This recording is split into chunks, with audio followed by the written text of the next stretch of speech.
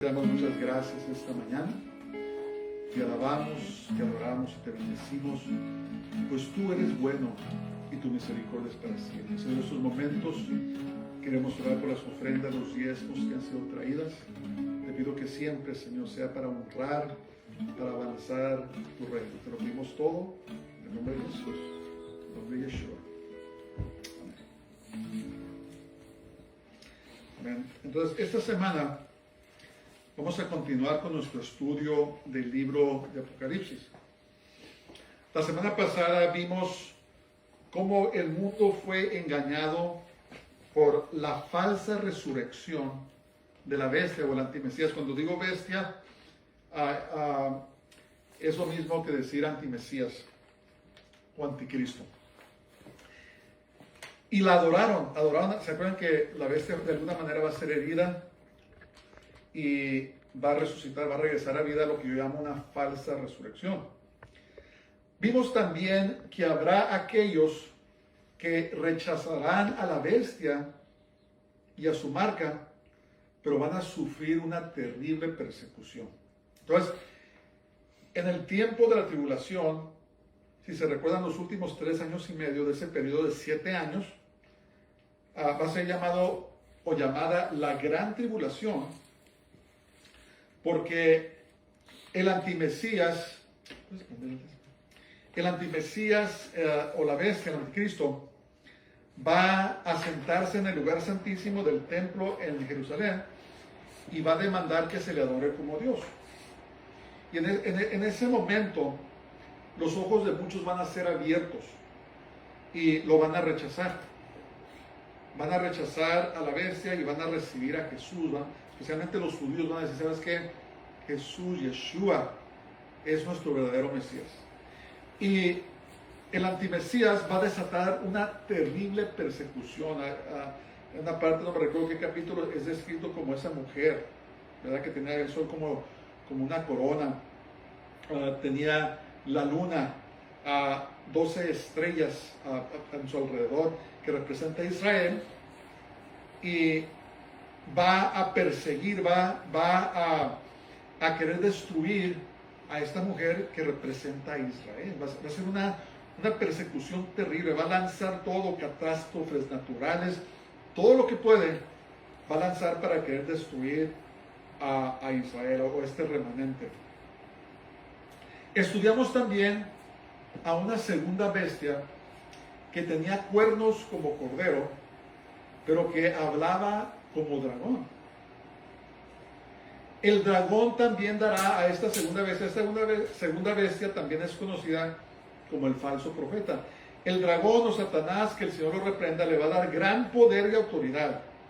Hará grandes señales y causará que el mundo adore a la primera bestia, o el antimesías. Además, dará vida a la imagen de la bestia y causará que sean muertos los que no adoren a esta imagen de la bestia. Vimos también que el antimesías demandará que las personas reciban una marca en sus frentes o en la mano derecha. Las personas que no tengan la marca no podrán comprar ni vender. En otras palabras, va a haber mucha gente que se va a morir de hambre, ¿verdad? Porque no va a haber misericordia. El que tome la marca de la bestia va a poder comprar, va a poder vender, va a poder llevar a cabo comercio, pero la persona que se rehúse a tomarla se va a morir de hambre y va a ser torturada. Van a ser torturadas, algunos van a ser muertos de maneras horribles, porque dice la palabra de Dios que se le va a dar poder a la bestia para pelear contra los santos y vencerlos. O sea que va a ser un tiempo muy terrible. Va a ser un tiempo muy terrible. Ha habido, obviamente, desde que nació la iglesia, ha habido persecución, pero esta persecución no se va a comparar a nada. Va a ser terrible. Y vimos que el número del nombre de la bestia es 666. Hablamos un poquito sobre la gematria, ¿verdad? Cada letra en el abecedario hebreo tiene un número correspondiente. Me parece que también el latín y el griego. Y la suma de los números del nombre de la bestia suman a 666, que dijimos que es el hombre tratando de ser Dios, ¿verdad? El número 7 es el número perfecto, el número de plenitud, el número de Dios, que significa que no le falta nada, como menciona el Espíritu Santo como los 7 espíritus de Dios, significa que está completo, no le falta nada, es el Espíritu Santo. Hebreo es Ruach HaKodesh. Pero el 6, no importa cuántos dígitos tenga, 6, 6, 6, 6, 6, por la eternidad, nunca va a llegar a 7. Entonces, el 6 es un hombre, en este caso el antimesías, la bestia, tratando de ser Dios, pero nunca lo va a lograr. Ok, vamos a comenzar pues. He intitulado este mensaje El Cordero, los 144,000 y las 3 proclamaciones. El Cordero, los 144,000 y las 3 proclamaciones. Ok, vamos a empezar en nombre del Señor.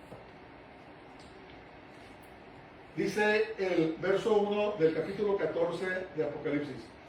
Después miré, y he aquí el Cordero estaba en pie sobre el monte de Sión, y con él 144,000 que tenían el nombre de él y el de su padre escrito en la frente. Entonces, ¿quién sus papeles?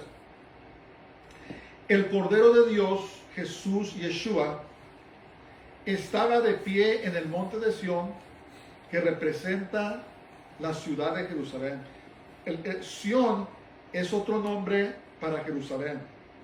Es un monte allí en Israel donde está el monte del templo, pero también es usado para describir a la santa ciudad de Jerusalén y a veces también a Israel.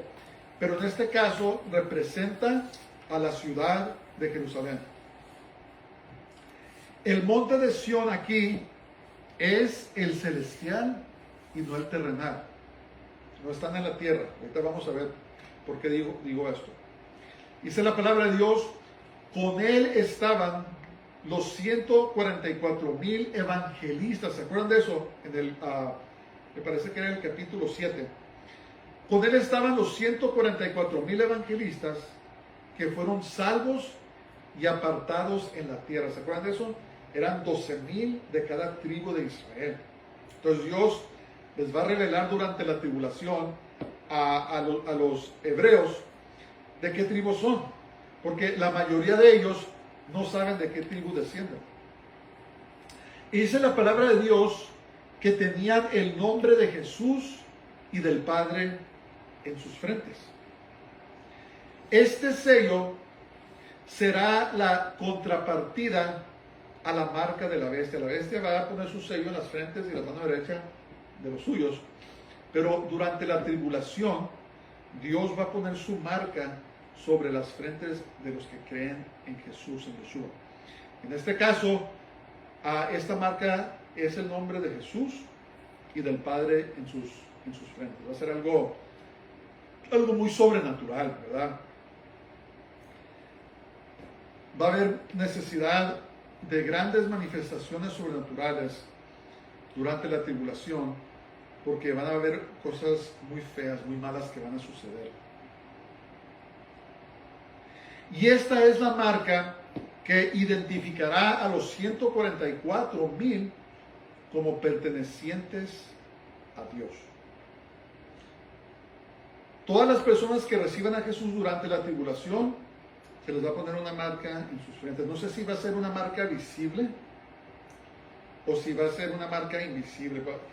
Por ejemplo, todo creyente ahora estamos marcados de alguna manera, porque en el mundo sobrenatural, Satanás y sus huestes saben quiénes son hijos de Dios.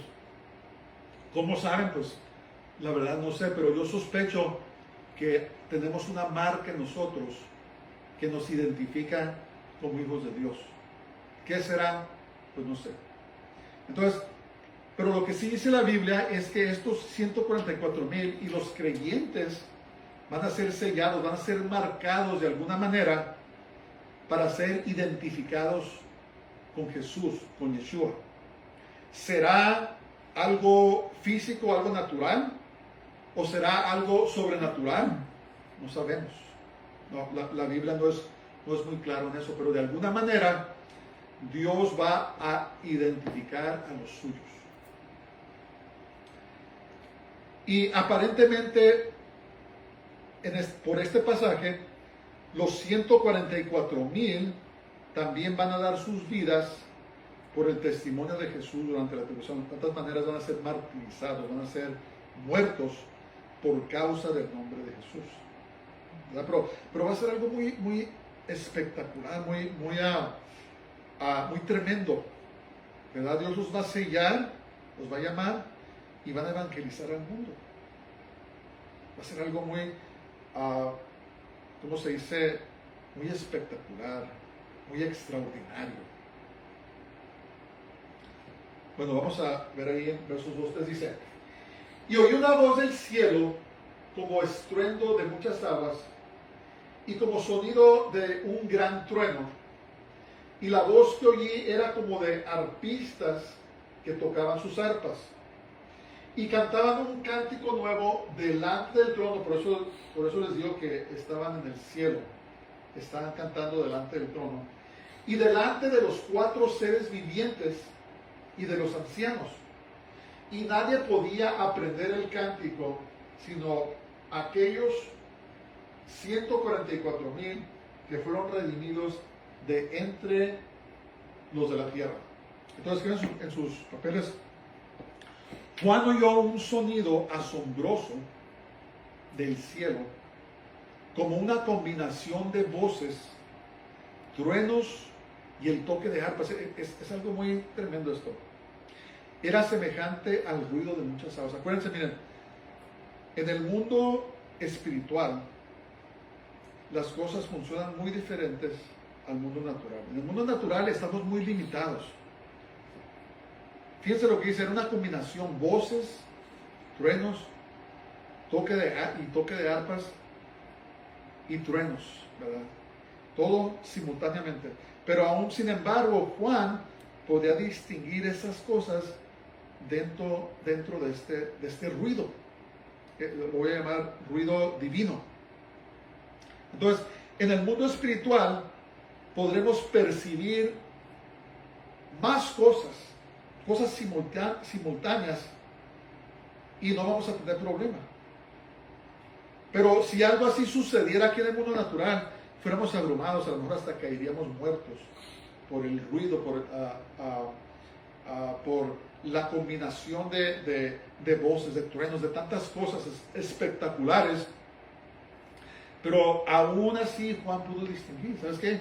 Pasó este ruido, se oía como el ruido de muchas aguas, combinaciones de voces, truenos, se oía como que estaban tocando arpas y estaban cantando un canto. Es algo que Juan describió lo mejor que pudo, pero que realmente no podemos concebir. Miren, por ejemplo, en el mundo natural estamos limitados a examinar las cosas paso por paso. Por ejemplo, los matemáticos resuelven problemas paso por paso. Los estudiosos tienen que estudiar libros, leerlos, absorber la información, mirar las citas, tantas cosas, pero todo es paso por paso. Pero en el cielo es diferente. En el cielo la información es como que la información se baja a las personas, a los siguientes. Como un montón, un número de información de repente cae y comprendemos las cosas, ¿verdad? Es una capacidad que sobrepasa cualquier cosa que podamos compararla aquí en la tierra. Es difícil de explicarlo, pero en otras palabras, percibimos las cosas de una manera diferente en el cielo que aquí en la tierra. Y Juan vio todo esto, o sea, en su espíritu. Acuérdense, estaba en su espíritu en el mundo sobrenatural y estaba recibiendo todas estas cosas. Y yo digo que ninguna persona en su humanidad puede recibir esto, no puede aguantarlo, no puede resistirlo. Pienso que nos moriríamos. Entonces, recordemos que servimos a un Dios poderoso y asombroso que merece nuestro respeto y gran reverencia.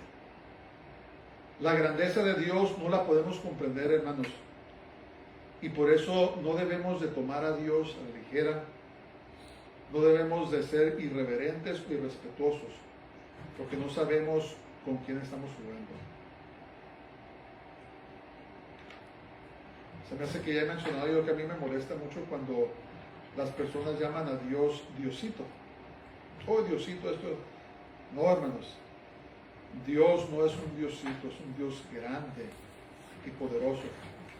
Y se merece toda nuestra alabanza y se merece toda nuestra adoración.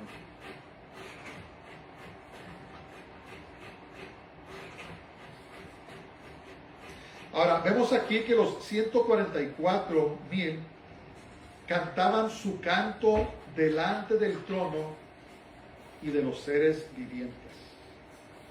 Por eso es que no estaban en la tierra. Cuando menciona aquí el monte Sión, no está hablando del monte de Sión terrenal, que es Jerusalén, sino que está hablando del monte de Sión allá en los cielos. Y estaban en el cielo cantando delante del trono de Dios. Y a estos 144,000 evangelistas se les dio un cántico nuevo que nadie podía cantar sino ellos. O sea que el llamado de estos 144,000 hombres era un llamado muy especial, ¿verdad? Era un llamado de ser evangelistas durante el periodo más terrible de la historia de la humanidad. Y por lo tanto, cuando llegaron al cielo, se les dio un canto que solamente ellos podían cantar. Es muy extraordinario. Es extraordinario en el sentido de que a pesar de que el antimesías, el falso profeta y el dragón van a tener poder absoluto en la tierra, y de todas maneras Dios va a salvar a un sinnúmero de personas, multitudes, ¿verdad? Dios le va a demostrar a él que él es el que tiene el poder, ¿verdad?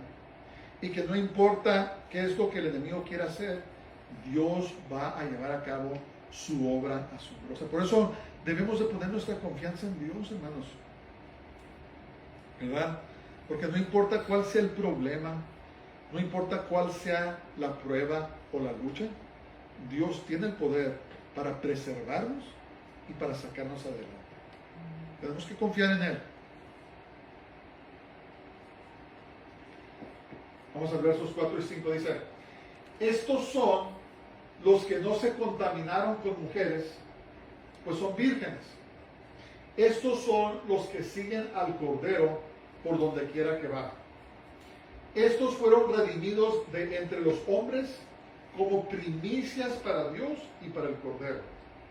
Y en sus bocas no fue hallada mentira, pues son sin mancha delante del trono de Dios. Entonces, escriben los papeles. Durante la tribulación se quitarán todas las restricciones a la moralidad y se practicarán abiertamente los actos más inmorales y perversos que se puede imaginar. ¿Creen que ahorita están pasando cosas feas? Cuando llegue la tribulación, lo más perverso, lo más irreverente, lo más sacrilegioso, si lo puedo decir así, se va a cometer, pero se va a cometer abiertamente en público, ¿verdad? Porque acuérdense que uno de los títulos del antimesías es el inicuo, el hombre sin ley, ¿verdad? Y todo lo que quebrante la ley de Dios, les va a decir, denle, ¿cómo se dice? Rienda suelta. Practíquenlo. Y entre más lo practiquen, más me van a agradar a mí. ¿Por qué digo esto? Porque a pesar de esto, los 144,000 se guardarán de participar en esos actos depravados, se van a mantener vírgenes. Y es importante, hermanos, porque va a haber mucha depravación e inmoralidad. Pero Dios los va a guardar y son obviamente 144,000 hombres porque dice que no conocieron a mujer. No se contaminaron con mujeres. ¿Por qué se contaminaron? Porque yo pienso que el matrimonio se va a desaparecer durante ese tiempo. Y esta costumbre de cohabitación, donde muchas parejas ahora viven juntos, no se casan ni les importa, va a ser lo normal durante ese tiempo. Y cuando alguien tiene relaciones sexuales fuera del matrimonio, se contamina, peca, se llama fornicación. Por eso dice que no se contaminaron con mujeres, sino que permanecieron vírgenes. Va a ser Dios los va a tocar, los va a ungir, y su propósito va a ser de predicar el evangelio. Entonces, estaban dispuestos a seguir a Jesús, les costara lo que les costara. Y la palabra primicias, aquí, dice primicias para Dios, significa que fueron los primeros de muchos que serán salvos en la tribulación. ¿Se acuerdan cuando vimos esa porción de los 144,000? Me parece que era el capítulo 7. Después dice que miré una multitud sin número. ¿Se acuerdan de eso? De toda lengua, tribu y nación. Entonces, cuando dice la palabra de Dios primicias, dice, son los primeros de muchos. Es como nosotros. Nosotros, la iglesia, somos, cuando Jesús murió, dice que Él fue las primicias. ¿Qué quiere decir? Él fue el primero de muchos que vamos a resucitar.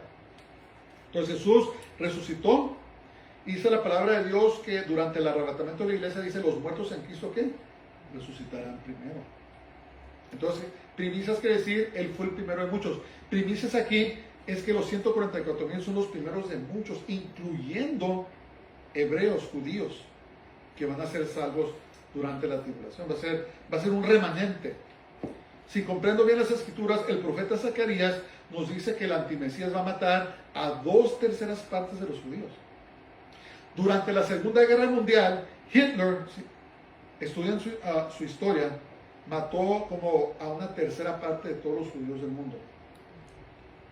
Eran como 6 millones de judíos. Pero el antimesías va a matar a 2/3 partes. Y esa última tercera parte aparentemente va a ser el remanente que Jesús va a preservar sobrenaturalmente. Y es muy probable que estos 144,000 van a tener mucho que ver con su salvación, incluyendo a los 2 profetas. ¿Se acuerdan de los 2 testigos, los 2 profetas? Ellos también van a estar predicando por 3 años y medio. ¿Se acuerdan de eso? Van a ser muertos, Dios los va a resucitar y van a subir al cielo. Entonces, dice la palabra de Dios que en su boca no se halló mentira. Significa que predicaron el evangelio fielmente, sin quitarle ni ponerle. Miren, hermanos, cuando predicamos la palabra de Dios, debemos predicarla como es, ni quitarle ni ponerle. En estos días hay muchos falsos maestros, muchos falsos profetas que están cambiándole a la palabra de Dios. Hay pastores que predican que no hay infierno. Esto es un mensaje directamente del infierno.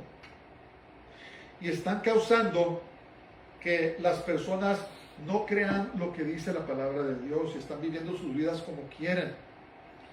Cuando venga Jesús, se van a quedar sorprendidos porque se van a quedar, porque no están viviendo en santidad. Hay predicadores, pastores, que están diciendo que Jesús no es el único camino al Padre, a Dios. Y están engañando a muchas personas que están buscando la verdad, pero que dicen, pues, si hay muchos caminos, pues me voy a quedar en el que estoy. Y lo que está pasando, hermanos, es de que están acumulando juicio hacia ellos mismos. Pero estos 144,000 evangelistas no le van a cambiar a nada. Van a predicar y es muy probable que todos ellos, como vemos aquí, van a ser muertos por su testimonio, pero van a predicar el evangelio. No se va a encontrar mentira en su boca. No le van a quitar ni le van a poner al evangelio. Lo van a predicar tal y como es. Y es lo que tenemos que hacer. No sabemos todo. Hay muchas cosas que no sabemos. Pero la cosa es tratar de predicar la palabra de Dios así como es. La palabra de Dios no necesita ayuda. Dice la palabra de Dios, así será mi palabra que sale de mi boca. Dice, no volverá a mi vacía, sino que saldrá y hará todo aquello para lo cual fue enviado. Entonces, la palabra de Dios no necesita que le ayudemos, no necesita que le cambiemos, que le quitemos. Prediquémosla como es. Porque un día Dios nos va a llamar a cuentas. Y si somos fieles en predicar la palabra de Dios como es, vamos a ser premiados. Vamos a recibir nuestra recompensa. Ser sin mancha no significa que serán sin pecado, así como nosotros, sino que serán santificados y justificados por la sangre del Cordero de Dios. Nosotros somos justos y somos santos. ¿Por qué? Porque somos perfectos, porque nunca cometemos pecados, porque nunca cometemos errores. No, porque Jesús, cuando recibimos a Jesús, Él imputó, Él nos dio su justicia y nos dio su santidad. Por lo tanto, somos justificados delante de Dios. ¿Qué quiere decir? Que la justicia de Jesús está sobre nosotros y ahora hemos sido reconciliados ante el Padre. Hace años evangelizábamos. Había un método de evangelismo, no me puedo recordar, era de James Kennedy, un pastor de la Florida que falleció hace años. Se llamaba Explosión Evangelística, Evangelism Explosion. Y una de las preguntas que hacíamos a la gente es, si tú estuvieras delante de Dios, si estuvieras en pie delante de Dios, y Él te preguntara, aquí está mi cielo, ¿por qué debo yo dejarte entrar? ¿Por qué debo dejarte entrar a mi cielo? ¿Qué le contestarías? Y mucha gente pues se queda, no, pues que yo era bueno, que no fumaba, no tomaba, esto y lo otro. Pero la Biblia dice que por cuanto todos hemos pecado y estamos destituidos de la gloria de Dios. ¿Cuál sería tu contestación? Pues mi contestación sería, porque he sido redimido por la sangre de Jesús. Mis pecados fueron perdonados cuando recibí a Jesús como mi Salvador. Entonces, ahora, por medio de Jesús, por medio de su justicia, ahora yo he sido justificado y he sido santificado delante de ti. ¿Ves? En otras palabras, no estoy entrando al cielo por mis propios méritos, por lo que yo hice, sino por lo que Jesús hizo por mí. Por eso Jesús dijo, yo soy la puerta. Dice, toda persona que quiere entrar por otro lado es un ladrón. Entonces por eso dice la palabra de Dios que nadie viene al Padre si no es por mí. Cuando nacemos de nuevo, cuando recibimos el Espíritu Santo en nuestras vidas, somos santificados, somos santos. Somos justificados. En otras palabras, Jesús pagó el precio. Jesús satisfijo las demandas de santidad de Dios. Dios demanda perfección. Dios demanda cero pecado. Entonces, ¿quién cumplió eso? Pues lo cumplió Jesús. Dice la palabra que fue tentado como nosotros en todo, pero sin pecado. Entonces, por su justicia, el hecho de que Él no pecó y que pagó el precio que satisfació a la ira de Dios, entonces ahora Él nos da su justicia a todo aquel que lo recibimos. Qué bonito eso. O sea, ¿qué más queremos? Jesús nos ofrece salvación por medio de Él. Él pagó el precio. ¿Y sabes qué? Nos los está ofreciendo, nos los da gratis. ¿Cómo lo recibimos? Por fe. Dice, porque por gracia sois salvos por fe. ¿Por fe en quién? Por fe en Jesús. Entonces Jesús nos imputa, nos da su justicia, nos da su santidad. Somos justos y rectos delante de Dios por medio de Él. Y de otra manera, nadie puede ser salvo. No hay otro nombre debajo del cielo dado a los hombres en el cual podamos ser salvos. Qué hermoso, ¿verdad? Y nos los ofrece. Y sin medida. Y al que sea. No importa de qué raza seas, No importa si seas rico, si seas pobre, no importa si seas muy simple o sencillo, no importa si seas la persona más inteligente, no importa dónde vivas, no importa si eres a cabeza de estado o si eres el conserje en la escuela local, es para ti, te lo ofreces gratis, gratuito. Y eso es lo que quiere decir aquí, que son sin mancha delante del trono de Dios. Es lo mismo nosotros. Esas manchas es el pecado. Y cuando le confesamos nuestros pecados a Dios, a Jesús, ¿qué pasa? Son borrados. No son cubiertos como antes. En el sistema del Antiguo Testamento se sacrificaban animales, muchos animales, para cubrir, para tapar temporalmente el pecado. Pero cuando recibimos a Jesús como nuestro Salvador, ¿saben qué? Esas manchas, esos pecados son borrados por la sangre de Jesús. Entonces cuando Dios nos mira, no mira a un pecador, mira a una persona justa por medio de Cristo Jesús. Es muy importante que comprendamos eso. Y es lo que pasaba aquí. Estos 144,000 eran sin mancha, no porque eran sin pecado, sino porque sus pecados fueron borrados por la sangre de Jesús. Ok, vamos a seguir. Versos 6 y 7 dice: ahora vamos a entrar en lo que se llama las 3 proclamaciones. Después de este escenario en el cielo, ahora estamos viendo que está muy pronto a cumplirse los 7 años de la tribulación.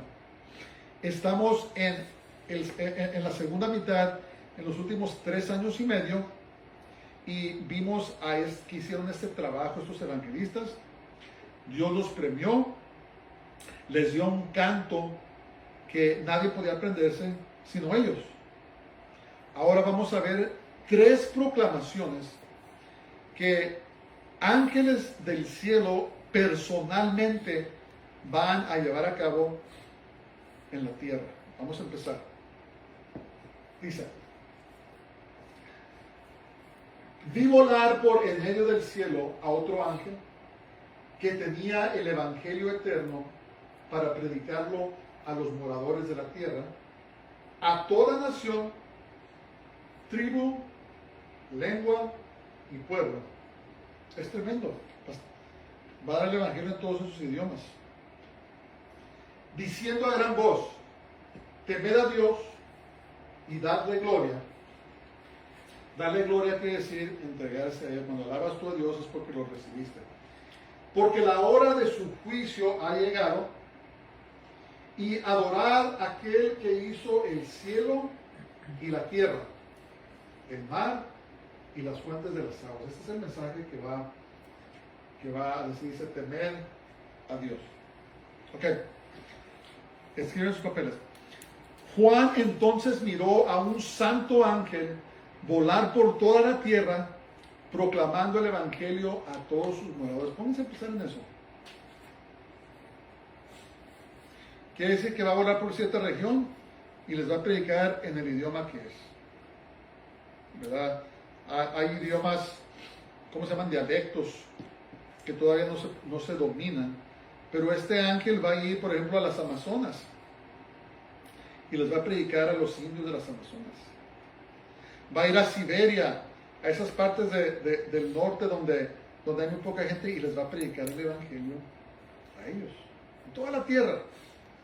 Va a ir a Sudamérica, va a ir a Australia, va a predicar a los aborígenes, va a predicar a todas las personas, va a ir a Europa, va a ir a todo el mundo y les va a predicar en su propio idioma. Eso es tremendo. Va a ser un acontecimiento tremendo. Estos 3 ángeles, todo el mundo los va a oír y van a proclamar. ¿Cuánto tiempo van a durar haciendo esto? Solo Dios sabe. Pero aquí es donde se va a cumplir el pasaje en Mateo 24:14. ¿Qué dice Mateo 24:14? Dice: y será predicado este evangelio del reino en todo el mundo para testimonio a todas las naciones, y entonces vendrá el fin. Aquí es donde se va a cumplir este versículo.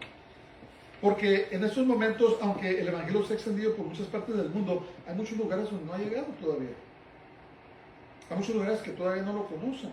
Hay mucha gente que no ha escuchado el Evangelio.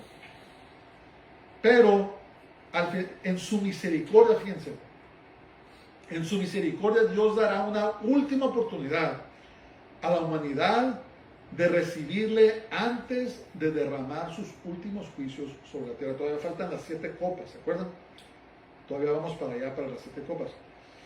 Pero Dios les va a dar una oportunidad. Esta vez no va a haber excusa. Hay personas que dicen, ¿y qué tal los que nunca han oído? Pues en ese tiempo no va a haber excusa, ¿verdad? Porque un ángel mismo les va a predicar del cielo a todos. ¿Se acuerdan de la historia de Lázaro y el hombre rico? ¿Verdad? Cuando el hombre rico estaba siendo atormentado en el infierno y le rogaba a Abraham que mandara personas a que le predicara a sus hermanos para que no fueran. Y Abraham le dijo, tienen a Moisés y los profetas. Dice, si no escuchan a Moisés y los profetas, ni aunque se levante un muerto y les vaya a predicar, van a creer. Entonces, ¿cuál es mi punto? El punto es que a pesar de que les va a predicar un ángel personalmente el Evangelio, va a haber mucha gente que lo van a rechazar. Yo lo llamo el misterio del corazón de las personas. Que llega un momento en que se endurece el corazón en contra de Dios y ni Dios mismo puede salvarnos, porque Dios no viola nuestra libre voluntad o libre albedrío, como le llaman. No lo viola. Y yo a veces me pongo a pensar en eso, de por qué la gente endurece tanto su corazón, se rebela en contra de Dios. Es un lugar muy peligroso donde estar, muy peligroso. Entonces, el ángel aquí declara a los moradores de la tierra a quién deben de temer. Deben de temer a Dios, el creador del universo, y no al antimesías ni al falso profeta. Porque mucha gente lo va a estar adorando y aparentemente van a haber muchas personas que todavía no han recibido la marca de la bestia. Tal vez sea al principio de cuando se instituya, no sé. Pero en este punto, tal vez todavía no se instituye o a lo mejor recientemente se va a instituir. Pero les estaba diciendo, no teman a este falso Mesías. No teman a este falso profeta ni al dragón. Deben de temer ¿a quién? A Dios, el creador del universo, el que los creó a ustedes. Témanlo a Él, adórenlo a Él, entréguenle sus vidas a Él. Ese va a ser el mensaje. Entonces, no va a haber excusa. No, nunca he escuchado el Evangelio. Ah, ¿cómo que no? Y yo me imagino que este ángel va a ser un ángel poderoso y que va a predicar con una gran voz, un gran estruendo en el idioma de las personas. De manera que no va a haber excusa. ¿Verdad? Muchas veces, cuando salimos a caminar y vemos a personas de otras razas, aquí hay de mucha gente, a veces yo siento deseo de hablarles el Evangelio, pero hay muchas personas que no hablan ni el inglés ni el español. Y yo quisiera compartir con ellos algo, pero no podemos comunicarnos por el idioma. Pero en ese día no va a haber ese problema, ¿verdad? Va a ser un ángel políglota que habla todos los idiomas de los humanos y va a predicar el Evangelio de una manera muy clara y muy sencilla. La humanidad debe reconocer y adorar a su Creador y no al diablo ni a sus representantes. Que Dios nos ayude, que Dios nos preserve, que nunca neguemos el nombre de Jesús, pero que seamos firmes y fieles hasta la muerte con la ayuda de Dios. Ok, pasó ese primer ángel. Como les digo, no sabemos cuánto tiempo, lo que sí sabemos es que va a ser suficiente para predicar por toda la tierra. Ahora viene el segundo ángel.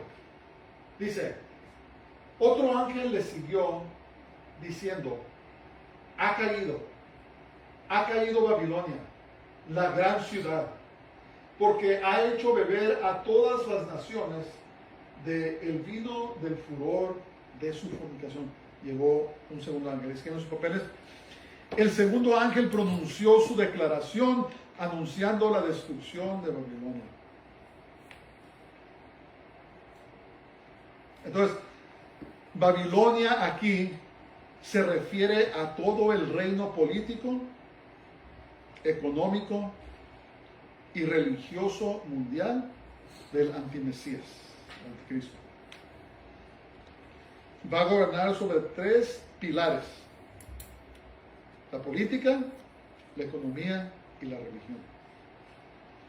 Y aquí se está refiriendo a ese sistema falso que domina la política, la economía y la religión. Fue en la original ciudad de Babilonia donde nació la idolatría y toda forma de ocultismo. Toda práctica de ocultismo, brujería, hechicería, vudú, santería, toda falsa religión, todo falso Dios tiene sus raíces en la original ciudad de Babilonia. Y Babilonia en sí significa confusión. Fue desde Babilonia donde Nimrod indujo a la gente a construir la Torre de Babel para conquistar al cielo. Y hay personas que piensan que la torre la hicieron para construirla literalmente hasta el cielo. No, no es así. Sino que se construyó, se llama un sigurat, un templo, donde se cree que había un portal hacia el mundo espiritual, donde ellos pensaban que abriéndolo podían entrar y derrotar a Dios, si pueden creer eso. Y aparentemente iban a tener éxito en crear algo, porque Dios dijo: ¿sabes qué? La gente está de acuerdo, no hay nada que no puedan hacer, vayamos y confundamos sus lenguas. Y fue cuando la gente fue esparcida por todo el mundo. Entonces, no estaban tratando de construir un edificio literal hacia el cielo, porque no se puede, porque en primer lugar el cielo está en el mundo espiritual y natural, sino que estaban tratando de crear un portal, una puerta sobrenatural, donde según ellos podían entrar para conquistar el cielo, conquistar a Dios. Era un desafío en contra de Dios. Y ahora existen películas. Me estaba tratando de acordar el título de una película donde se abre un portal, una puerta. Lo llaman un portal estelar, un portal de estrellas, donde entraban seres de otra dimensión. Y los que practican el ocultismo es lo que hacen. Ellos, por medio de ritos, de sacrificios, lo que sea, abren puertas donde le dan entrada a los demonios y a los ángeles caídos. Solamente que ahora lo estaban tratando de hacer en una manera muy grande para supuestamente conquistar a Dios, que no se puede, ¿verdad? Y nunca van a poder. Entonces, de esta ciudad de Babilonia, y Nimrod, este guerrero en contra de Dios, es lo que trataron de hacer. ¿Y qué es lo que pasó? Cuando Dios confundió la lengua de las personas, las lenguas, y fueron dispersados por toda la tierra, se llevaron con ellos la idolatría y las falsas religiones. Ahí hubo una tercera rebelión. Dice la palabra de Dios en Deuteronomio, no me recuerdo ahora qué capítulo, pero dice que como la gente rechazó a Dios, Dios le asignó a las naciones a 70 ángeles, se las asignó a las naciones. Y lo que pasó es que en vez de cuidar de las naciones y reportar a Dios, estos 70 ángeles se rebelaron. Y su juicio está allí en el Salmo 82, donde habla del concilio divino, ¿verdad? Este concilio, que Dios asignó a las naciones para que las gobernaran y se reportaran a Él, pues se les subió a la cabeza, se rebelaron. Y ahí en el Salmo 82, 83, ahí habla de su juicio. Dice: ustedes se han llamado dioses, pero van a morir como hombres. Habla el juicio de ellos, se rebelaron en contra de Dios. Han habido cuando menos 3 rebeliones. la rebelión de Satanás, la rebelión de los vigilantes en el monte Hermón, cuando se metieron con mujeres, y la rebelión del concilio divino. Les recomiendo el libro de Michael Heiser, o más bien busquen el autor, se llama Michael Heiser, Heiser, ahí él habla del concilio divino. No me recuerdo el título del libro, pero ahí lo explica. Entonces, la rebelión en la Torre de Babel, Dios vino, confundió sus lenguas, y toda la maldad que aprendieron en Babilonia se la llevaron al resto del mundo.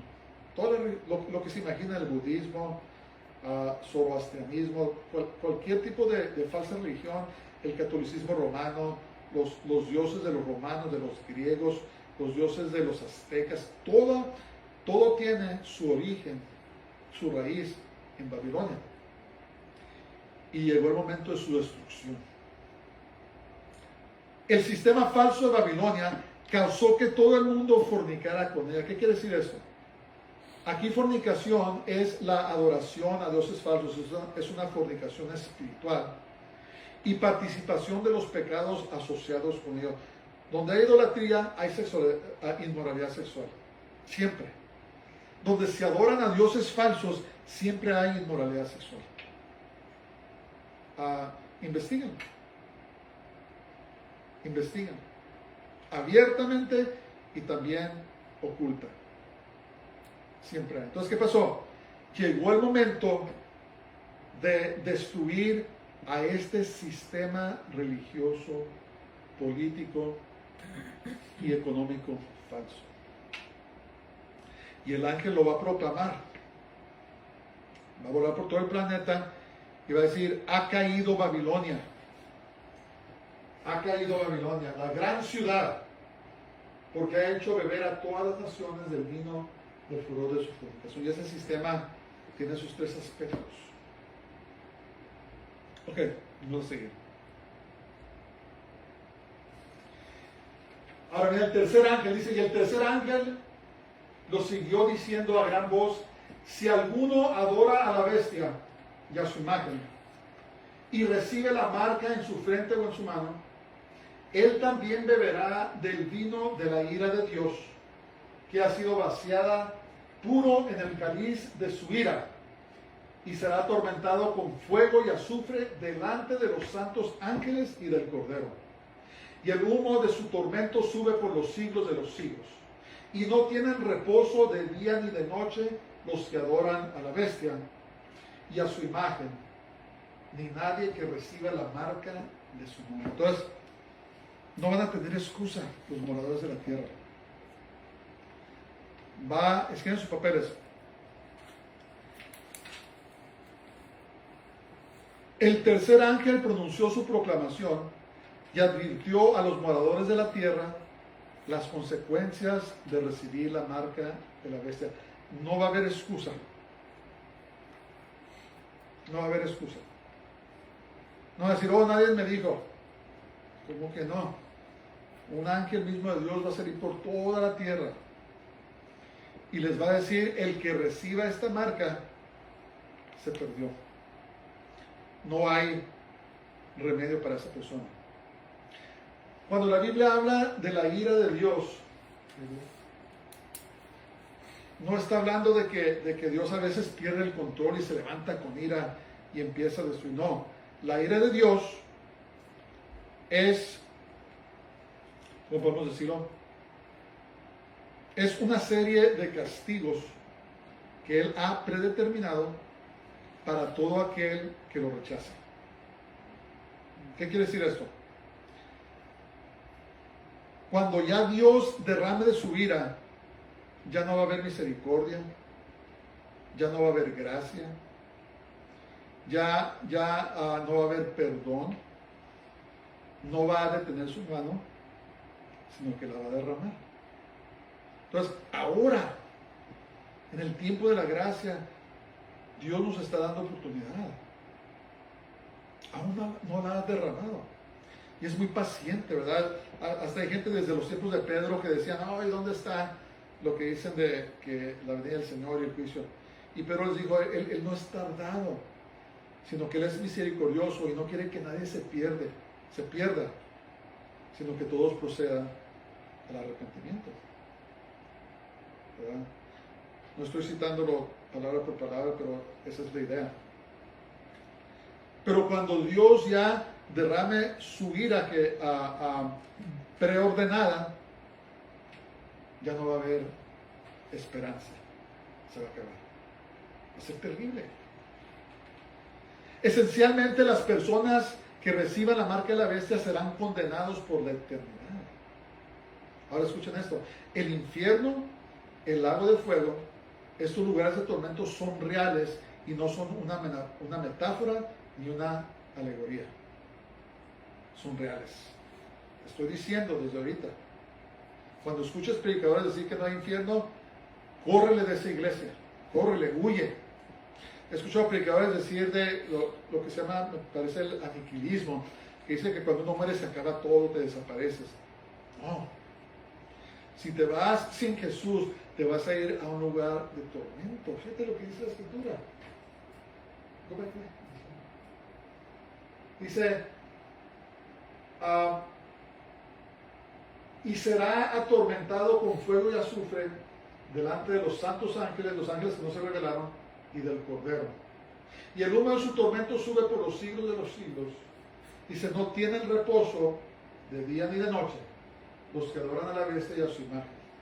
No hay reposo en el infierno, no hay reposo en el lago de fuego. Es un tormento eterno. Entonces, las consecuencias de rechazar a Dios son terribles. Y llevará al perpetrador a sufrimiento eterno. Las cosas eternas no son un juego. Se deben de tomar muy en serio, porque ignorar los avisos de Dios es el peor error que se puede cometer. Hay errores que podemos corregir, ¿verdad? En la tierra hacemos errores, los corregimos o pagamos las consecuencias y listo, pero cuando cometemos un error eterno, ya no hay esperanza. Cuidado con eso. Cuidado. Entonces, los tres ángeles hicieron sus proclamaciones. La primera predicó el evangelio a todo el mundo. La segunda anunció la destrucción de Babilonia. La tercera les dijo, si toman la marca de la bestia, si la adoran, les espera condenación eterna. Les espera tormento eterno, no lo hagan. O sea, pónganse a pensar, no va a haber excusa. No va a haber excusa para las personas que todavía estén vivas en ese tiempo. No va a haber excusa, se les va a predicar, se les va a advertir, se les va a decir de las consecuencias. Pero aún así, escúchenme, la mayoría van a rechazar a Dios. La mayoría van a seguir al antimesías. Porque dice la palabra de Dios que los hombres amaron las tinieblas más que la luz. No van a querer dejar sus inmoralidades sexuales. No van a querer dejar sus perversidades sexuales. No van a querer dejar sus vicios. No van a querer dejar sus drogas. No van a querer dejar de practicar la brujería y la hechicería. No van a querer dejar su pecado. Y les va a costar su alma eterna. Que Dios tenga misericordia de nosotros.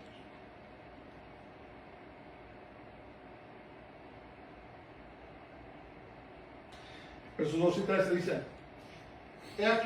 aquí está la paciencia de los santos, los que guardan los mandamientos de Dios y la fe de Jesús. Oí una voz que desde el cielo me decía: escribe, bienaventurados de aquí en adelante los muertos que mueren en el Señor. Sí, dice el Espíritu, descansarán de sus trabajos, porque sus obras con ellos siguen. Lo que hagamos por el Señor, hermanos, no se va a olvidar.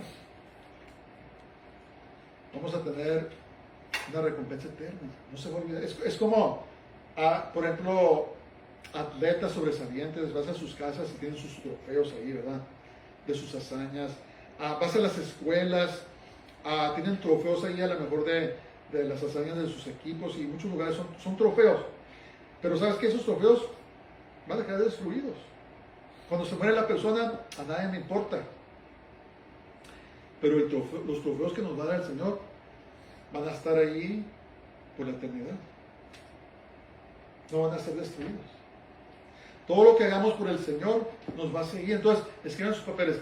Dios preservará a los santos de la tribulación que rechazarán a la bestia y su marca. Dios preservará a los santos de la tribulación que rechazarán a la bestia y su marca. Algunos sí serán martirizados por su fe, pero eso no quiere decir que se van a perder, se van a ir con el Señor. Otros vivirán y repoblarán la tierra durante el milenio. Entonces, por eso dice la Biblia que al que le toque morir va a morir, el que le toque vivir va a vivir. Descansarán de sus trabajos y de todo lo que pasarán. Acuérdense, van a pasar hambres, sed, tortura, enfermedades, catástrofes naturales y todo el horror que la tribulación trae sobre la tierra van a pasar los santos de la tribulación. Pero Dios tiene el poder para ayudarnos a pasar por cualquier situación, no importa lo que sea. Si va a ayudar a los santos de la tribulación, te va a ayudar aquí. Vas a seguir adelante, vas a vencer. Eres más que vencedor, porque el Señor está contigo. Ok, vamos a ver ya los últimos versículos. Dice: y miré, y aquí una nube blanca, y sobre la nube uno sentado semejante al Hijo del Hombre. ¿Quién es? ¿Quién es? Jesús, Yeshua, que tenía en la cabeza una corona de oro y en la mano una hoz aguda. Las hoces son esas cosas que usaban para cosechar. Y del templo salió otro ángel clamando a gran voz al que estaba sentado sobre la nube: mete tu hoz y ciega, porque la hora de cegar ha llegado, pues la mies de la tierra está madura. Y el que estaba sentado sobre la nube metió su hoz en la tierra, y la tierra fue cegada. Entonces, escriban sus papeles. Juan miró a un personaje asombroso sobre una nube, nada menos que el Hijo del Hombre, Jesús, Yeshua, el Cordero de Dios. Que a Él sea toda la honra y toda la gloria. El estar sentado sobre una nube representa majestad espléndida y asombrosa y de gran poder. ¿Verdad? Una nube, la nube de la gloria de Dios, representa el poder asombroso de Dios. Entonces, aquí la palabra corona es el griego Stefanas. De ahí es donde viene el nombre de Stefano. Y era la corona o guirnalda que se entregaba como premio a los vencedores en los juegos públicos. Era para el victorioso, el que ganaba. Y era de esta forma. Algunos les daban, eran realmente hojas o plantas, pero los que ganaban eran de oro. Entonces Jesús va a tener una corona de ese tipo, una Stefanas. ¿Qué significa? Victoria. ¿Victoria sobre qué?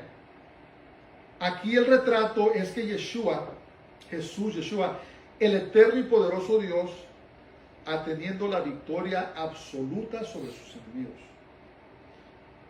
Es una victoria absoluta. Entonces, ¿qué pasó? Dice que metió su hoz y que cegó la tierra o cosechó la tierra. Vamos a seguir. Salió otro ángel del templo que está en el cielo, teniendo también una hoz aguda, y salió del altar otro ángel que tenía poder sobre el fuego, y llamó a gran voz al que tenía la hoz aguda, diciendo: mete tu hoz aguda y vendimia los rastros de la tierra, porque sus uvas están maduras. Y el ángel arrojó su hoz en la tierra y vendimió, quiere decir que aplastó la viña de la tierra y echó las uvas en el gran lagar de la ira de Dios, y fue pisado el lagar fuera de la ciudad, y del lagar salió sangre hasta los frenos de los caballos por 1600 estadios. Debemos notar que dice que salió del altar otro ángel que tenía poder sobre el fuego. ¿Qué es eso? El fuego en el altar representa las oraciones de los santos. Entonces, las oraciones de los santos de toda la edad que han sufrido por el Señor están a punto de ser vindicados. Y este ángel de fuego, el que tenía la autoridad sobre el fuego, sobre estas oraciones, le dijo: ahora saca tu hoz y toma a las uvas, a las personas, a los malvados, y échalos al lagar. El lagar es donde era como un hoyo, ¿cómo podemos decirlo? Una cisterna, no cisterna. Era un lugar donde echaban uvas y las pisoteaban. Tenía un hoyo donde salía el vino, como un pozo. Y le dijo a este ángel: coséchala y échalos a este lagar, porque van a experimentar la ira de Dios. Entonces, ¿qué quiere decir esto? Escriban sus papeles. Las dos cosechas aquí son un anticipo de la reunión de tropas en el valle de Armagedón. Al final de la gran tribulación, el antimesías va a reunir a las tropas de todo el mundo en el valle del Armagedón. A nosotros el Señor nos concedió estar allí y lo divisábamos desde un monte, y es un valle extenso, grandísimo. Ahora es hermoso porque hay mucha agricultura y se mira hermoso, pero es un valle grandísimo. Entre ellos está el valle de Jezreel y el valle de Har Megiddo, lo que nosotros llamamos Armagedón. Napoleón, el emperador Napoleón, en los años 1800, él miró el valle de Armagedón y él dijo: realmente se pueden reunir todos los ejércitos del mundo en este valle. Entonces, ¿qué va a pasar? Al final de la gran tribulación, de esos 7 años, el antimesías va a reunir a los ejércitos del mundo y su meta va a ser de destruir a Jerusalén. Y durante esta operación, Jesús va a regresar a la tierra y los va a destruir. No necesariamente en el valle de Armagedón, porque ahí solamente van a ser reunidos. Van a ir detrás para tratar de destruir a Jerusalén. Y después vamos a ver esto en más detalle al seguir estudiando el libro. Cuando Jesús regrese, dice que va a salir una espada de su boca y va a matar a las tropas del anticristo. Y va a ser tanto el derramamiento de sangre que dice que va a llegar hasta los frenos de los caballos. ¿Qué tanto son los caballos? Más o menos como unos, ¿qué será? Unos 2 metros y medio, a lo mejor, ¿no? Algo así. Unos 5 pies y medio, algo así, ¿no? Dependiendo del caballo promedio. Y dice que va a correr la sangre a esa altura por una distancia de 200 millas.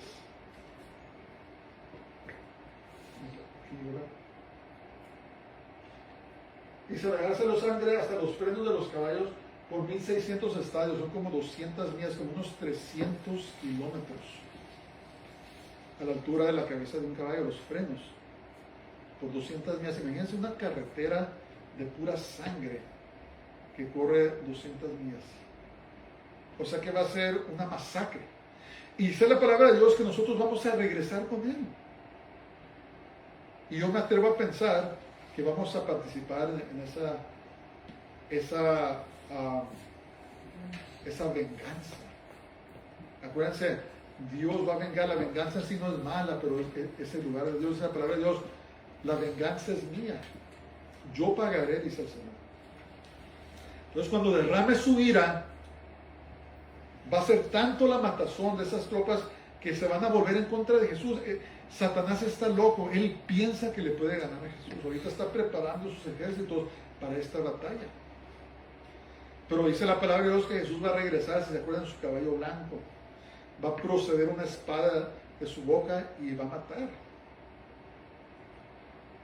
Y va a ser un lago de sangre. Algo que nunca se ha visto, yo pienso, en la historia. Pero esto es lo que son estas cosechas, no son cosechas buenas. sino que Dios los va a juntar a todos en el valle de Armagedón o Armagedón, porque está a punto de derramar su ira plena sobre Satanás, sobre su falso Mesías y su falso profeta. Después vamos a ver eso, pero eso es un anticipo. Esa, ¿cómo se dice? Como una prevista de Armagedón, de lo que va a suceder. Después lo vamos a ver más en detalle. Me parece que es el capítulo 19. Estudienlo, mientras estoy dando estas enseñanzas, estudienlo, lean la Biblia, leanla. Ok, conclusión. El tiempo de la venida de Yeshua, Jesús, está más cerca que nunca. La era de la gracia está a punto de terminar. Aún hay tiempo para recibir el perdón y la salvación para nuestras almas. Todavía no se derrama. Acuérdense, cuando se derrame la ira de Dios, nadie la va a detener. Nadie. Gracias a Dios que Él es misericordioso, es paciente, es clemente, es lleno de gracia, porque si no, ninguno de nosotros estuviéramos aquí, créanme. Padre, te damos gracias, te adoramos, te bendecimos, te alabamos por tu palabra santa, Señor. Padre, sabemos que tú eres el que es, el que era y el que ha de venir, el Todopoderoso. Y esperamos tu regreso con paciencia, Señor. Esperamos y sabemos que tenemos esta esperanza que algún día tú vas a regresar por nosotros. Yo te pido por todo el que me escucha, que aún no te ha recibido, que se reciba. Si te ha recibido, que se establezca, se afirme en ti, Señor. Y todo aquel que no te ha entregado su vida, que te la entregue. Y los que se han apartado, que se regresen a ti, Padre. Porque el tiempo es corto. Te lo pido todo en el nombre de Jesús, en el nombre del Santo de Israel. Yeshua HaMashiach Tzidkeinu, Jesús el Mesías, nuestra justicia. Puestos de pie. Baruch haba Hashem Adonai, bendito el que viene en el nombre del Señor. El Señor te bendiga y te guarde. El Señor haga resplandecer su rostro sobre ti y tenga de ti misericordia. El Señor haga volver su rostro sobre ti y te llene de su paz, de su shalom. Dios te bendiga. Dios les bendiga a todos.